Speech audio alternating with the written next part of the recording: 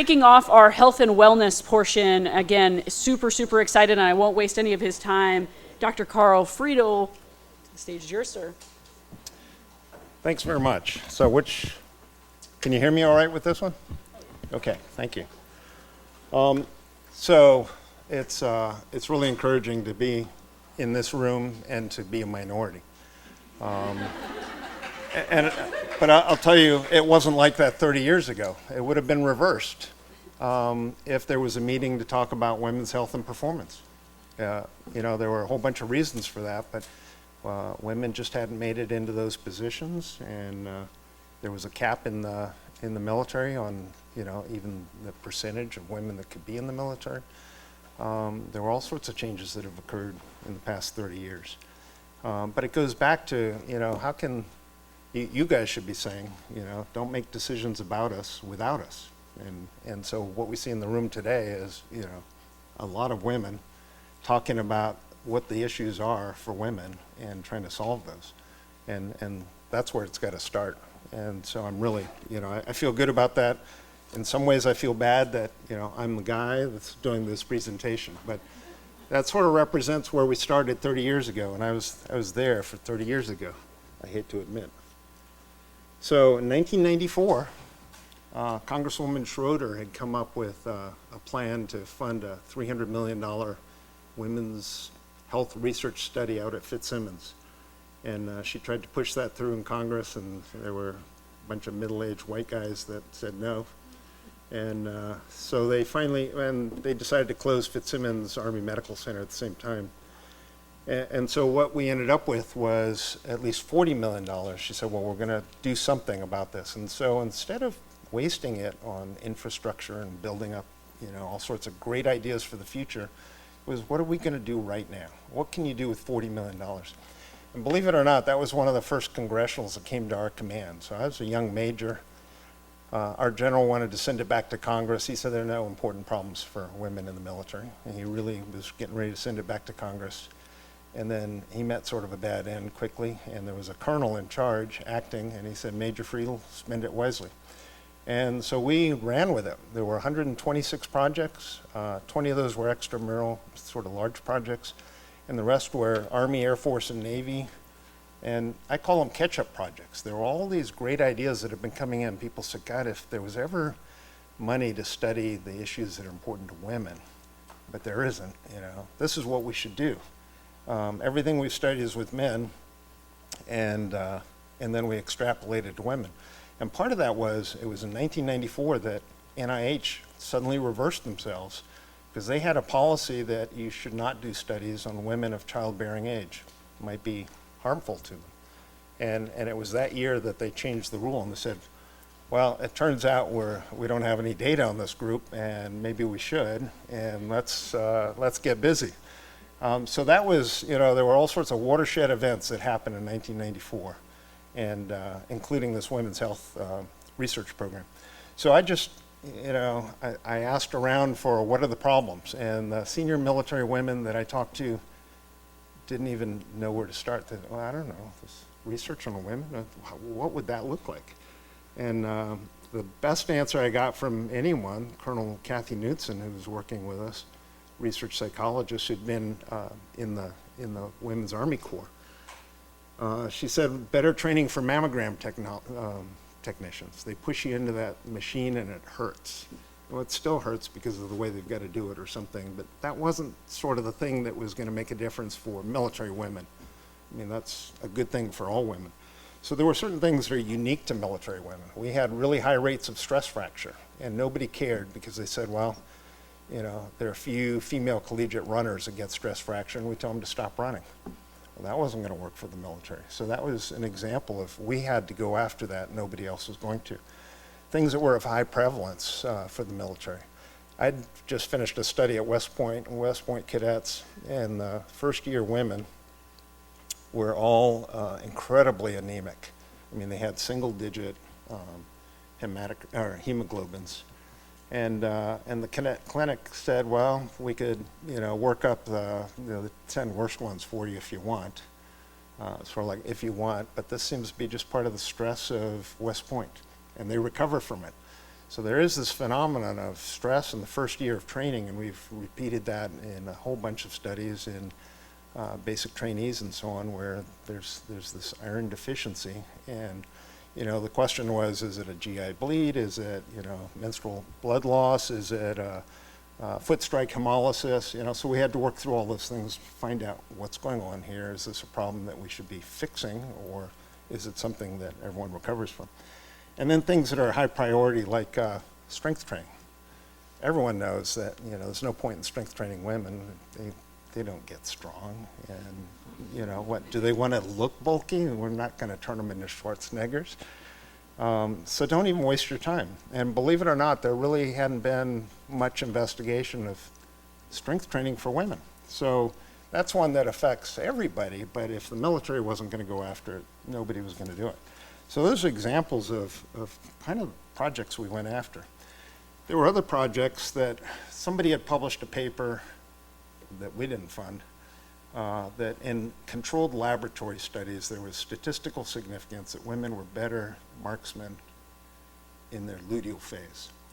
And it was like, what do you do with something like that? There was all this stuff about, menstrual cycles, there's certain phases where things will happen and other things won't happen. And in practical use, what are you going to do with that? Women can only fire their weapons in their luteal phase, and it didn't make sense. And the thing is that, that didn't put it in perspective, right? Because men have testosterone fluctuations that might be even bigger, and they're just not nearly as predictable. And that affects things like spatial orientation. Should we not have helicopter pilots fly when they've got a low testosterone? In practicality, all these things come out in the wash because there's so many other factors where you overcome it, or it's just not a big thing. Some of these things, like Peg Kolka and Luann Stevenson in our own lab, did beautiful studies on thermal responses, and that's important for our modeling effects. But it doesn't mean that women can't be exposed to some kind of heat when they're in the luteal phase, and they, on average, in a very controlled environment, might have a little bit higher core temperature. So we got past that pretty quickly, and that was important because people were getting hung up on, what about menstrual phase? That's why women can't do anything. So I'd go, all right, we took care of that. What else you got? And there was always something else. So we did a lot of myth busting with some really nice studies. But one of the most important things that's come out of all of this research and come to a head again recently is that women are much better at endurance. And we now know that if they wanted to, women could dominate in Ranger School. They absolutely could. But how many women feel that they have to go prove themselves at Ranger School? That's part of the problem. There aren't enough women that are interested in doing it. Same thing with some of these sports like the ultra marathon. Women could dominate in something like the ultra marathon, but very few women compete for that. And it's because what we discovered in a study that Reed Hoyt did with Norwegian Ranger cadets. They've got a ranger, so-called ranger course. It's 1 week of no food and no sleep, no organized sleep. And at the end of this, the women look like they just woke up and they're well fed and well rested and they're making good decisions, and the men were falling apart. And what we found metabolically was that the women were using more of their fat. There was more fat metabolism to supply the energy requirement. And the men were burning up glycogen and protein. There's a Canadian study that was done by a guy by the name of Tarnopolsky, where he gave estrogen, low-dose estrogen to men and put them on the treadmill with endurance, to exhaustion, and showed that they would do much better with that estrogen. It protected them, they increased their fat utilization, fat metabolism, and it protected some of the glycogen and protein loss. So, it's not a popular notion yet, but maybe to help men get through Ranger School, if women start dominating, we can give them an estrogen patch. And it seriously might be a metabolic enhancer. So, or a lot more soy protein or something in their diet. There are a bunch of other things that go with this, and I think you'll hear a little bit more in some of the speakers after me. So what about strength? So we finally funded a strength study. And so poor Everett Harmon, puts out a radio ad in Natick for women that are sort of representative of military women. that would be willing to have a personal trainer, one-on-one, to see just how strong we could get them in 24 weeks.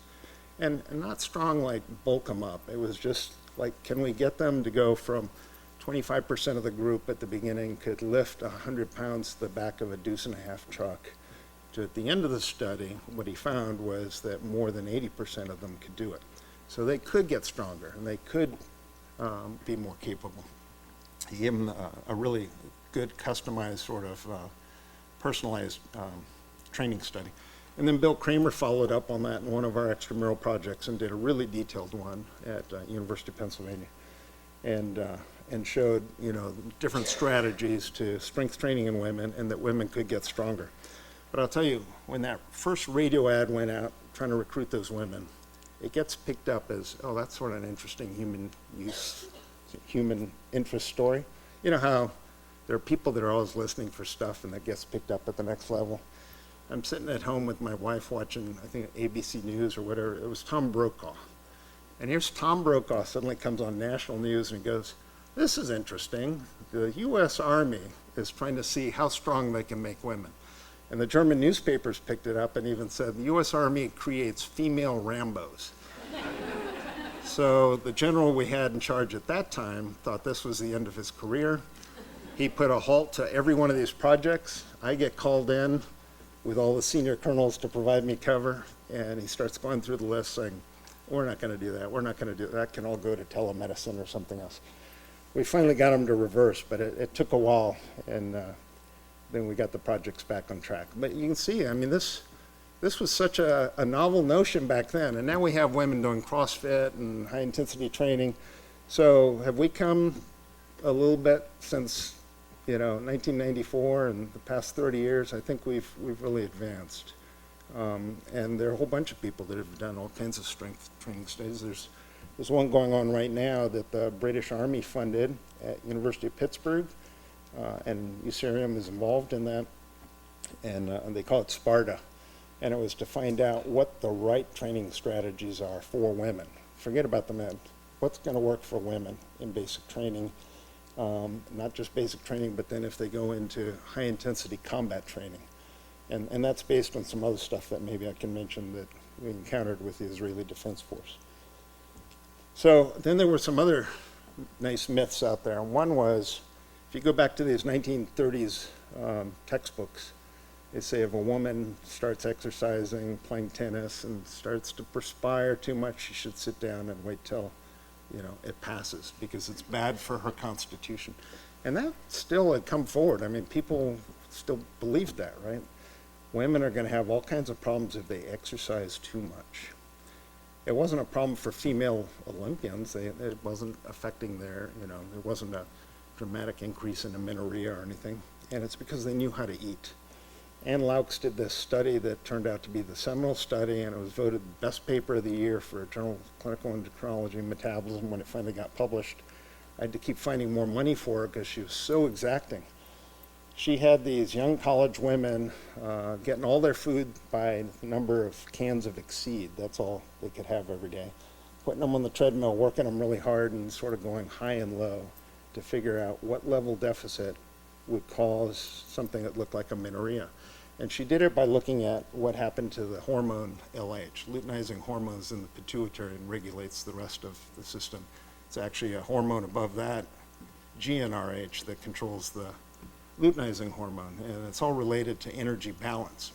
So what she showed was that if you have less than a deficit, daily deficit of about 1,000 calories, you have normal hormone responses. And, you know, just to show you the peaks here, not to get too deep in the data, but this is an anovulatory kind of cycle. So LH starts going into these slower, wider waves. And the way she got this data was they had to take samples, a little blood sample every 10 minutes for 24 hours from these young women, even while they're sleeping. I mean, these were great subjects participating. I don't know how she got them to do this, right?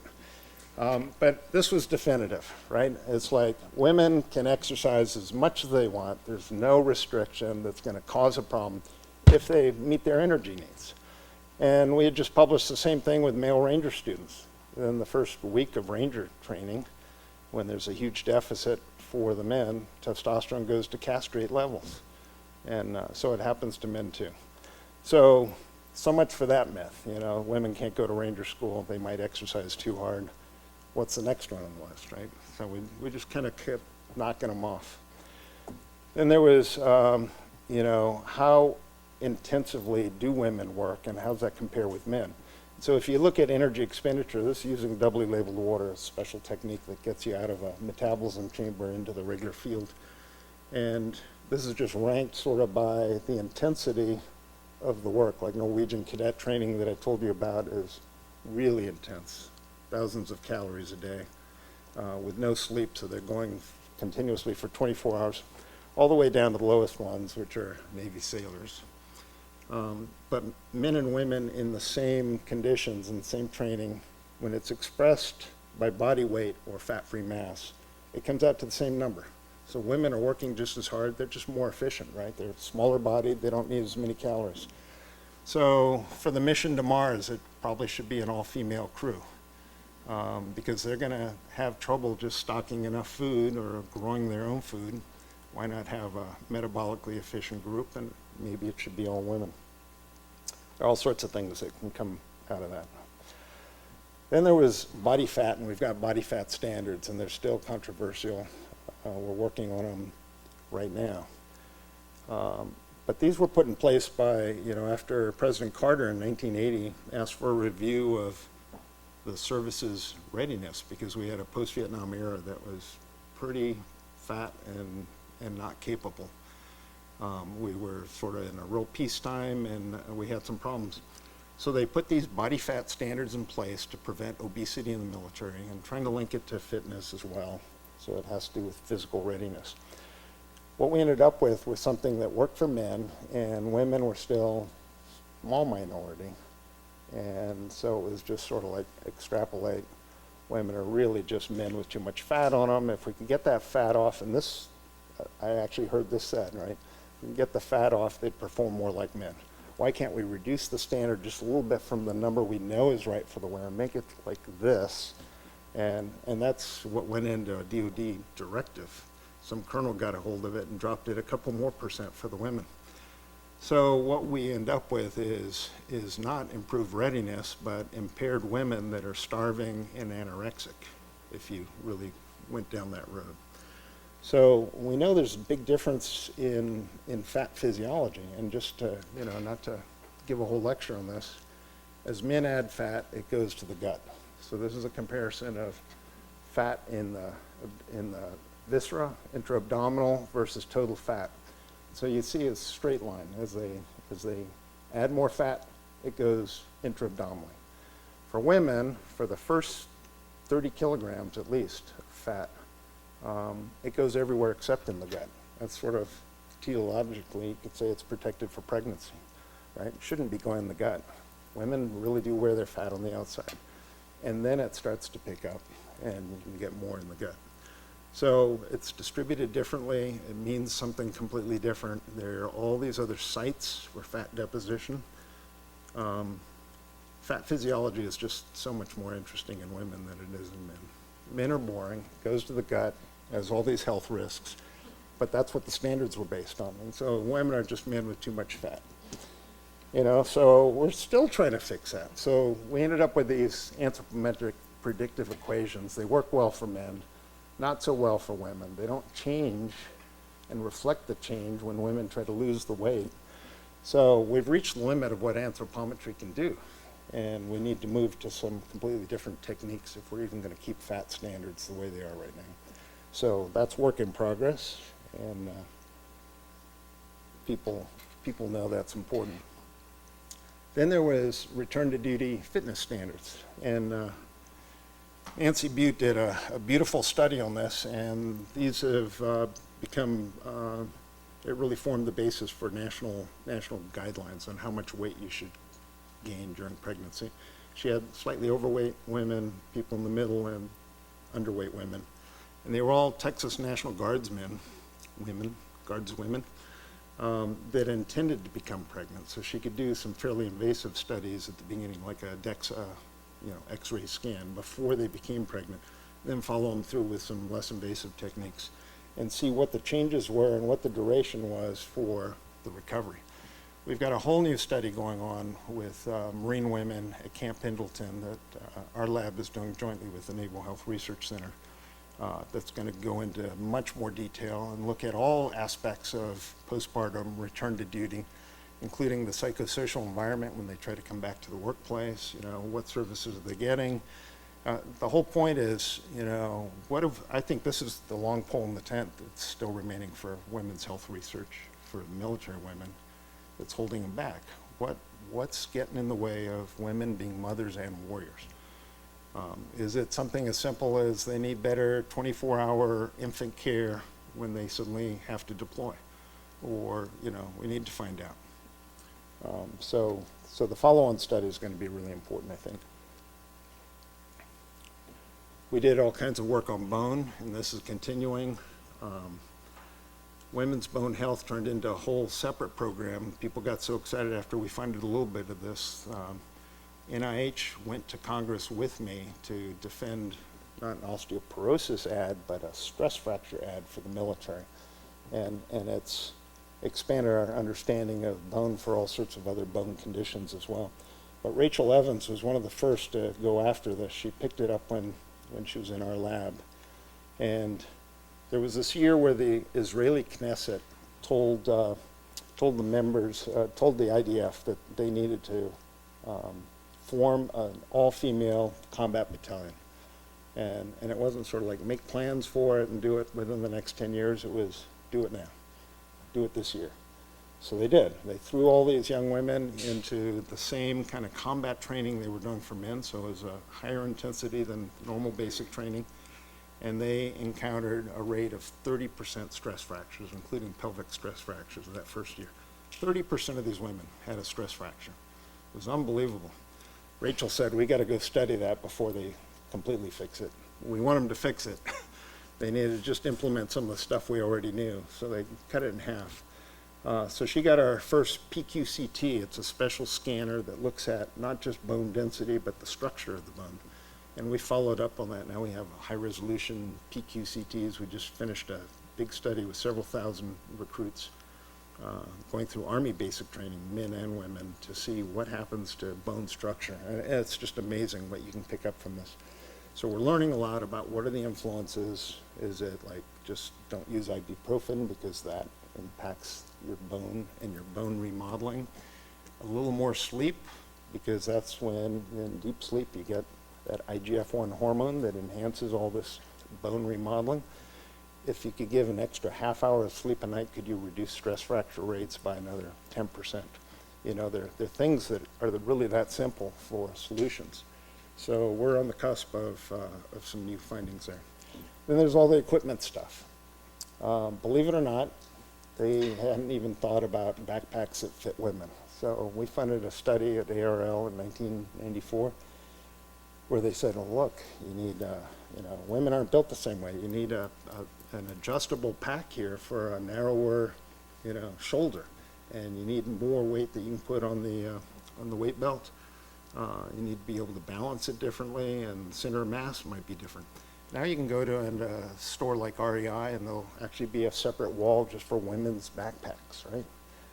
That all came out of this. Nobody was thinking about that at the time. And they did these road march studies, and they showed, look, women keep up with the men just fine. Women aren't deficient in any way. You just didn't give them the right equipment. Air Force had a great study with G-suits and centrifuge. They said women aren't going to be able to do jets. They just can't tolerate G-forces as well as men. Based on a study with 6 women or something, and it looked like they didn't tolerate G-forces very well. So I funded a study on this. This guy said, well, we can do better. And they looked at it and they said, well, they don't have the extra small size that'll fit most women. It rides up on their ribs. Let's give them the right size G-suit. And so they did that, and they did the study, and they go, there's no difference, or the women are almost a little bit better. They said, I don't believe it. And they went back and got more data. That ended up being a really robust study because they kept collecting more data to try to prove that, that wasn't the case. So you give them the equipment that works for them, and, what do you know? It made a difference. So then more recently, sort of more recently, it's 2011, General Horoho, in fact, she was in that previous picture.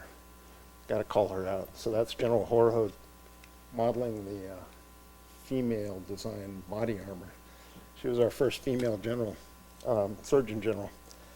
And she came in with all sorts of great ideas about health instead of just health care. What are we doing to protect the health of the force? And of course, for women. And so she commissioned this one study in Afghanistan to find out what are these leftover problems that we haven't dealt with yet. And there are plenty of them, but one that keeps coming up is just educating women about how to take care of themselves. We haven't done that. I mean, we train, believe it or not, some young men come into basic training, we have to teach them how to take a shower. Okay, well, they're women that, you know, need some training and background on just, you know, what they have to do in the field. We had funded some projects on sort of novel antifungals that would be more effective. Nobody's sort of thinking about that. They go, ah, it's just a pesky problem. Well, that's a performance problem, and it's a concern in the field. So there were issues like that that are still lingering, and General Horoho said, get after these, and so people are still working on them.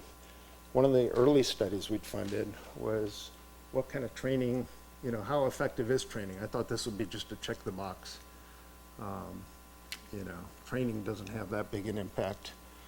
But we've got to say that we tried some kind of education program. And so we funded this large study that originally was going to be done with the Navy. They were just integrating 157 ships. And Navy Command, of course, had mandated there'll be no pregnancy on ships, so that's not a problem. They ended up with a 7% prevalence instead of 9%, so maybe it had some effect. But it was, if we provide education, basic training, it's like a 10-hour program compared to another 10-hour control, sort of healthy habits program, could it make a difference for unintended pregnancy and especially for STD? So all these women, we ended up not doing the ships because it was too hard to figure out what we're going to do to get samples from 157 ships. So General Mutter, who was this high-ranking 3-star in the Marine Corps, said, come study us. We did it with the Marines, and we only had to have data collection at 4 main sites, and the rest of the Marines go to hundreds of embassies all over the world, so we kind of lost them to follow up. And what they found was that 10-hour education program where they had integrated role-playing with men and women. You're a proud young Marine, you're going to graduate from, you know, from basic training here, you're going to go home. There's going to be a party, there's going to be some drinks, somebody's going to approach you and say this. Are you prepared for, what are you going to do? Think about consequences and think it through. And it really did make a difference. So a year later, when they swabbed these people who'd been treated with azithromycin at the beginning, so there was 0 chlamydia infection, the reinfection rate with the control group was 22%. For the group that got the training, it was 11%, and it was a pretty big sized group. So just talking to women about what they need to do to take care of themselves makes a big difference. And men were in the training too, right? They all need this.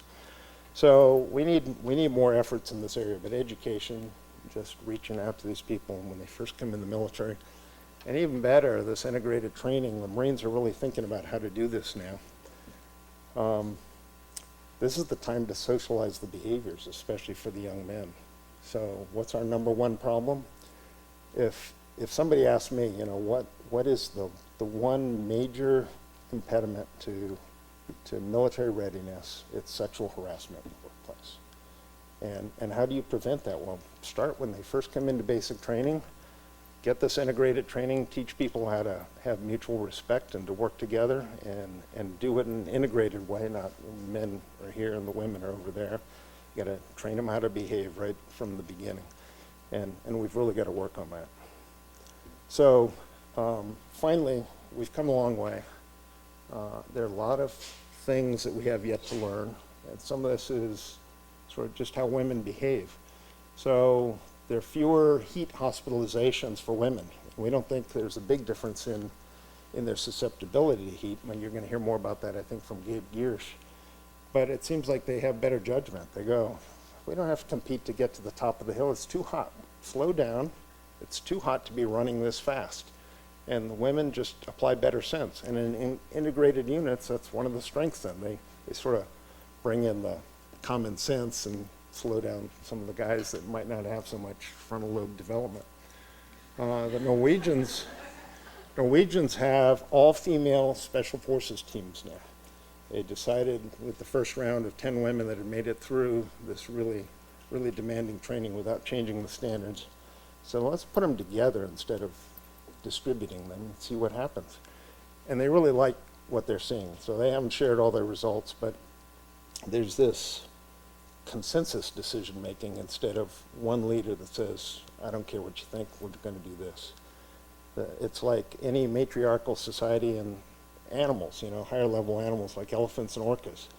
The mahout tells the elephant to cross the river, and the matriarchs all get together for a second and they go, okay, or no, we're not going to do it. But it's a consensus decision. It's a different way of making decisions. And they find this fascinating, and they think it's going to be really a useful model for behaviors. And we've heard that from people like General Kerrigan, who's the first Canadian infantry general, who said, it takes a balance of sort of male and female capabilities to really lead. And there are some things that women bring to the table here that men better start paying attention to. So I think there's a lot more we've got to learn in that area. I just want to sort of end with this. This isn't a staged picture. This is 1942. This was basic training for WACs. And they thought this was totally appropriate. Why bother to give them some kind of PT gear? They should do their basic training just like that. I think we've come a long way, right? And that's more than 30 years, but even in the last 30 years, we've made some real advances. There's so much more to do, but women can start taking charge of so many of these things. We need to start, shaping, designing strategies and equipment around women, and not saying, it's men extrapolated to women. That's been the problem. So my conclusions are basically, that now we're optimizing solutions for women, and you guys need to demand it and sort of lead it. And then I've got a couple references if you want to read more on this, but I'm going to highlight one here because I heard some of the comments earlier today. And this number 4 is a little thought piece that I wrote in 2 hours at the kitchen table one morning as my wife was reading the nasty comments about the first 2 women that made it through Ranger training. And I just go, God, I can't believe that. And I said, we've learned so much, and these things are just completely wrong. People don't understand the advantages of women. And my conclusion when I got to the end of this, seriously, was that if it was an all-female army that we had started with, and we were considering would we integrate men, maybe we wouldn't. They just can't manage their behavior. They've got fragile egos. There were just too many problems. You've got to read the paper to get my take on it. I thought, there's no way they'll publish this. The next week, I had 3 editors from Military Review saying, we want to publish this, but we don't believe that picture you put in there of the WACs training in 1942. They went out to really verify that wasn't staged. So anyway, I'll end with that. Thank you.